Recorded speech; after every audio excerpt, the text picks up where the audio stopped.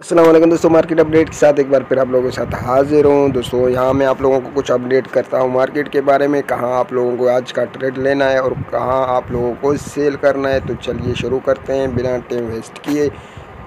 मैं एक स्पॉट बताता हूँ, आप लोग उस स्पॉट से बाय करें और फिर सेल करें, फिर आप लोगों को अच्छा खासा इंशाल्लाह प्रॉफिट हो जाएगा।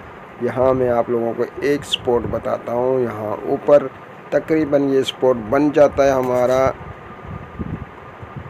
28,500 600 इसी तरीके से बन जा रहा है। ठीक है, अगर डेली कैंडल में चेक करें भी यही स्पॉट बन रहा है, अगर 4 घंटे के कैंडल में चेक करें भी यही स्पॉट बन रहा है।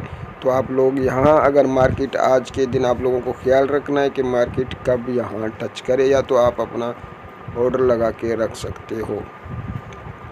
जैसे इस इधर आ जाए तो आप लोग एक शॉट ले लें तो इंशाल्लाह अच्छा खासा आप लोगों को प्रॉफिट हो जाएगा।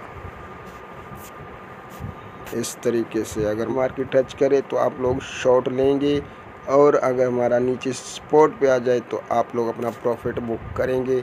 इंशाल्लाह इसमें अच्छा खासा प्रॉफिट आप लोगों को मिल जाएगा।